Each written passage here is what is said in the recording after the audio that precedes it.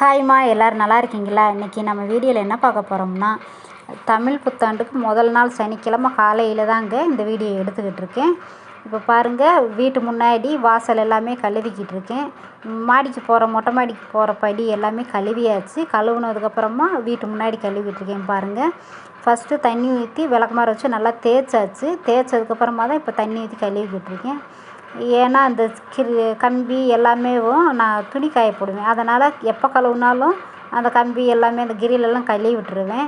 ஏன்னா தூசியாக இருக்கும் இல்லையா, அதனால் எல்லாமே கழுவி விட்டு இப்போ தண்ணி ஊற்றி கூட்டி விட்டுக்கிட்டு இருக்கேன். பாருங்கள்,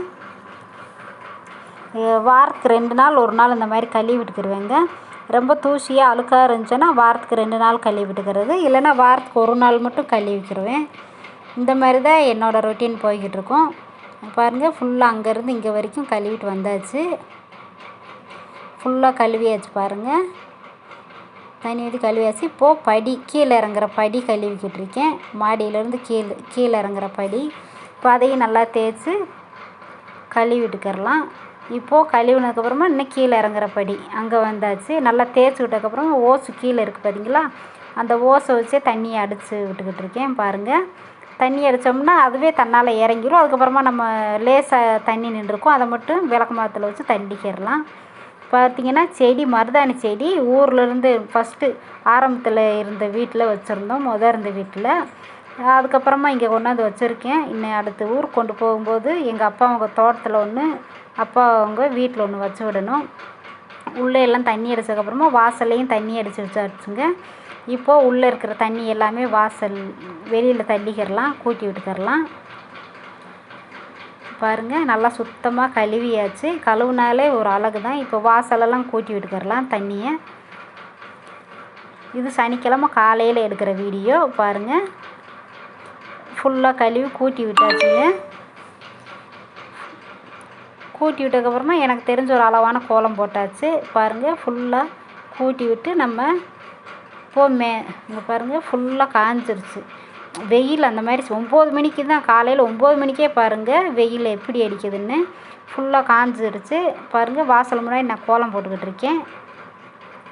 அன்றைக்கி சனிக்கிழமை சாயந்தரம், தமிழ் புத்தாண்டுக்கு முதல் நாள் சாயந்தரம் 5:30க்கு இந்த வீடியோ எடுத்துக்கிட்டு இருக்கேங்க. காலையில் கழுவி விட்டதுக்கப்புறமா சாயந்தரமாக சாணி பக்கத்துலேயே கொட்டம் இருக்குது, அங்கே போய் எடுத்து வந்து கரைச்சிக்கிட்டு இருக்கேன். கொஞ்சம் சாணி பவுடரும் போட்டு நல்லா கரைச்சி வச்சாச்சு. கரைச்சி வச்சதுக்கப்புறமா பாருங்கள் கூட்டிக்கிட்டு இருக்கேன். அங்கேருந்து நம்ம அந்த லாஸ்ட்லேருந்து இங்கே வரைக்குமே நல்லா சுத்தமாக கூட்டி விட்டதுக்கப்புறமா நம்ம சாணி தண்ணி தெளிச்சுக்கிறலாமே அப்படின்றக்காண்டி பாருங்கள், ஃபுல்லாக கூட்டி விட்டுக்கிறலாம். நல்லா சுத்தமாக கூட்டினோம்னா தான் நல்லாயிருக்கும். இந்த பெரிய வீட்டில் பார்த்திங்கன்னா, பக்கத்து வீட்டில் வேலைக்கு ஆள் வச்சுருக்காங்க. அந்த அம்மா வந்து டெய்லி அவங்க வீட்டு சைடு மட்டும் கூட்டுவாங்க. நான் வந்து கூட்டும்போது எல்லாம் சேர்த்தே கூட்டிடுவேன். இன்னும் தனியாக பாதி கூட்டாமல் இருந்தால் அது நல்லா இருக்காது பார்த்தீங்களா, அதனால் கூட்டும்போது 2 வாசலுமே சேர்த்தே கூட்டிடுவேன். அது பிரித்து போட்டு எல்லாம் கூட்டுறதுக்கு எனக்கு என்னமோ மனசு வரல. பூமாதேவியை ஏன் பிரித்து போடணுமேன்னு நான் கூட்டி விட்டுருவேங்க. ஃபுல்லாக கூட்டி விட்டதுக்கப்புறமா இப்போது வாசல் தெளிச்சுக்கிட்டு இருக்கேன். பார்த்தீங்களா, சாணி கரைச்சி வச்சதை இப்போது நம்ம வாசலுக்கும் அவங்க வாசல் 2மே சேர்த்து தான் தெளிக்கிறேன். தைப்பொங்கலுக்கெல்லாம் பார்த்திங்கன்னா, இங்கேருந்து அங்கே லாஸ்ட் வரைக்குமே நான் கூட்டுறேன் பார்த்தீங்களா, அந்த வரைக்குமே வாசலில் நல்லா சாணி பவுட்ரை போட்டு கரைச்சி தெளிச்சு விட்டுருந்தேன். ஆனால் இப்போ வந்து கொஞ்சமாக தான், பாதி அளவு மட்டும் தெளிச்சு விட்டுருக்கேன். பாருங்கள், பார்க்கவே அவ்வளோ லட்சியம் கடாட்சியமாக இருக்கும். இந்த சாணி பவுட்ரு போட்டதுக்கு அதுக்கும் சாணி கரைச்சி போடுறதுக்கும் அப்படியே கோலமெல்லாம் போட்டால் அப்படியே நல்லா பளிச்சுன்னு நல்லா இருக்கும். பாருங்கள், காஞ்சதுக்கப்புறம் பார்க்கும்போது அவ்வளோ சூப்பராக இருக்கும். 1 வாரம் ஆனாலும் அந்த இது போகாது. பாருங்கள், கொஞ்சம் கொஞ்சமாக தான் போகும். இந்த படி எல்லாமே அந்த சாணி கரைச்சி வச்சதை ஊற்றி விட்டால் நல்லாயிருக்கும். காஞ்சிச்சுன்னா நல்லாயிருக்கும் பார்க்க. அதனால் எல்லாமே ஊற்றி தேய்ச்சிக்கிட்டு இருக்கேன். பாருங்கள்,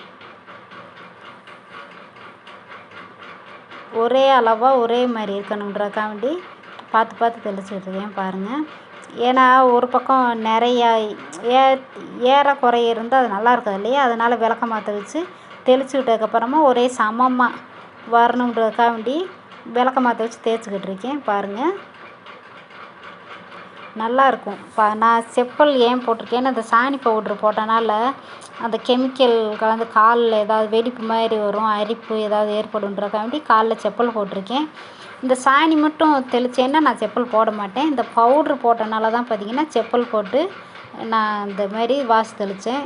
ஆனால் வாசு தெளிக்கும்போது பார்த்திங்கன்னா செப்பல் போடக்கூடாது, போடாமல் தெளிக்கிறது தான் நல்லது.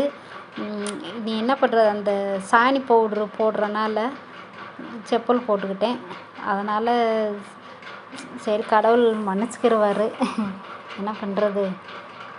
பாருங்கள், கோலம் போட்டுக்கிட்டு இருக்கேன். ஏதோ எனக்கு தெரிஞ்ச கோலம் சிம்பிளாக தான் எனக்கு தெரியும், அவ்வளோவா பெரிய அளவில் எனக்கு கோலம் போட தெரியாதுங்க. அந்த ஸ்டார்லேயே 2-3 கோலம் போடுவேன் பாருங்கள், மாற்றி மாற்றி. அதை மட்டும் மாற்றி மாற்றி போட்டுக்கிருவேன், மற்றபடி பெரிய அளவெல்லாம் எனக்கு தெரியாது. எங்கள் அம்மா வந்து நல்லா கோலம் போடுவாங்க. இந்த நெளிவு கோலமெல்லாம் இருக்குது பார்த்தீங்களா, அந்த மாதிரி நெளிவு கோலமெல்லாம் எங்கள் அம்மா நல்லா பயங்கரமாக சூப்பராக போடுவாங்க. நெளிவு கோலம், அதுக்கப்புறமா அந்த டிசைன் கோலமெல்லாம் நிறைய போடுவாங்க. நெளிவு கோலம் தான் அதிகமாக போடுவாங்க எங்கள் அம்மா வந்து, நெளிவு கோலம் தான் நல்லா போடுவாங்க. எங்கள் தங்கச்சி இவங்க 2 பேருமேவும் கோலமெல்லாம் நல்லா போடுவாங்க. பெரிய தங்கச்சி வந்து பெரிய பெரிய கோலமெல்லாம் நல்லா சூப்பராக போடுவாங்க. சின்ன தங்கச்சியுமே நல்ல கோலமெல்லாம் போடுவாங்க. எனக்கு அந்தளவுக்கு தெரியாது, ஏதோ இருக்கிறது நம்ம தெரிஞ்சதை போடலாமே, வெறும் வாசலாக இருக்கக்கூடாதுன்றக்காண்டி போடுவேன் பாருங்கள். இந்த படியெல்லாம் காஞ்சதுக்கப்புறமா அந்த கோலம் போட்டதுக்கு அதுக்கும் பார்க்கும்போது அவ்வளோ அழகாக இருக்கும் பாருங்கள், நல்லாயிருக்கும். யாரெல்லாம் இந்த மாதிரி போடுவீங்கன்னு மறக்காமல் கமெண்ட் பாக்ஸில் கமெண்ட் பண்ணுங்கள். இந்த மாதிரி தான் இருக்குது கோலம் போட்டது, பாருங்கள் எப்படி இருக்குதுன்னு மறக்காமல் கமெண்ட் பண்ணுங்கள். பாருங்கள், இதுதான் நம்மளோட தெருவு. பாருங்கள், இதுதான் நம்ம இருக்கிற ஏரியா. தெரு அமைதியாக தான் இருக்கும் பாருங்கள், அமைதியாக அப்படியே எந்த சவுண்டுமே இருக்காது, நல்லாயிருக்கும். ஏரியா வந்து நல்லாயிருக்கும். இப்போது ஃபுல்லாக போட்டதுக்கப்புறமா இனிய தமிழ் புத்தாண்டுன்னு எழுதிக்கிட்டு இருக்கேன் பாருங்கள். நாங்களாம் சின்ன பிள்ளைகளா இருக்கும்போது பார்த்திங்கன்னா எங்கள் வீடெல்லாம் பார்த்திங்கன்னா இந்த கூரை வீட்டில் இந்த மண் தரை தான். மண் தரையில் நல்ல நாள் திங்க நாள்லாம் வரும்போதெல்லாம் இந்த சாணி தான், வெள்ளி செவ்வாய்க்கு அந்த சாணி தான் முழுகுவாங்க எங்கள் அம்மா. நாங்கள் சின்ன பிள்ளைகளா இருக்கும்போது அந்த மாதிரி அவ்வளோ கஷ்டப்பட்டு நாங்களாம் வளர்த்தாங்க எங்கள் அப்பா அம்மா. அதுக்கப்புறம் பார்த்திங்கன்னா கொஞ்சம் வளரவும் அந்த சிமெண்ட் தரை சீட்டு போட்டு சிமெண்ட் தரை வீடு கட்டினாங்க. அதுக்கப்புறமா இப்போ வீடு நல்லா பெரிய வீடாக கட்டிட்டார் எங்கள் அப்பா வந்து. அந்தளவுக்கு கஷ்டப்பட்டு வளர்ந்தோம். இந்த சாணியெல்லாம் பார்த்திங்கன்னா இப்போ இருக்கிற பிள்ளைகள்லாம் கையில் கூட தொடமாட்டாங்க, அது ஒரு அருவருப்பாக நினைக்கிறாங்க. நாங்கள்லாம் பார்த்திங்கன்னா மாடு எங்கள் அப்பா அவங்க வீட்டிலே இருந்துச்சு, எங்கள் அப்பா அவங்க வீட்லேயுமே இருந்துச்சு. இப்போ தான் மாடு பார்க்குறதுக்கு ஆள் இல்லைன்னு மாடெல்லாம் வைக்கலைங்க. மாடு வளர்க்கணும்னு ஆசை தான், ஆனால் ஆள் இருக்கணுமே பார்க்குறதுக்கு, கவனிக்கிறதுக்குன்னு அதுக்குன்னு தனியாக ஒரு ஆள் இருக்கணும். இருந்தால் தான் மாடெல்லாம் வளர்க்க முடியும், இல்லைன்னா மாடெல்லாம் வளர்க்க முடியாது. அவ்வளோ சாதாரண விஷயம் இல்லை மாடு வளர்க்குறதெல்லாம். கண்ணும் கருத்துமாக பார்த்து ஒவ்வொன்றும் பார்த்து செய்யணும் பாருங்கள். அதெல்லாம் கவனிக்கிறவங்களுக்கு தான் அந்த இதெல்லாம் தெரியும். சும்மா யார் வேணும்னாலும் மாடு வளர்த்துற முடியாது. அது எல்லாமே இப்போ நாங்கள் மிஸ் பண்ணுறோம், அந்த வாழ்க்கை எல்லாமே. பாருங்கள், இந்த இனிய தமிழ் புத்தாண்டு வாழ்த்துக்கள்னு எழுதியாச்சு பாருங்கள். இன்றைக்கி தான் ஃபஸ்ட் டைமாக எழுதுகிறேன். இப்போது இந்த பெரிய வீட்லேயுமே பார்த்திங்கன்னா சரி கோலம் சிம்பிளாக போட்டு விட்டுறலாம், எனக்கு தெரிஞ்ச தாமரை அதுதாங்க தெரியும்.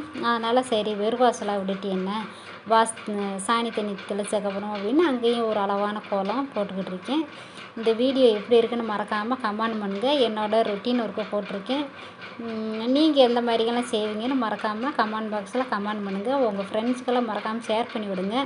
மறக்காமல் லைக் பண்ணிடுங்க. லைக் பண்ணிங்கன்னா தான் மற்றவங்களுக்கெல்லாம் வீடியோ போய் சேரும், 4 பேர் பார்ப்பாங்க, யூடியூப்லேருந்து ஷேர் பண்ணுவாங்க.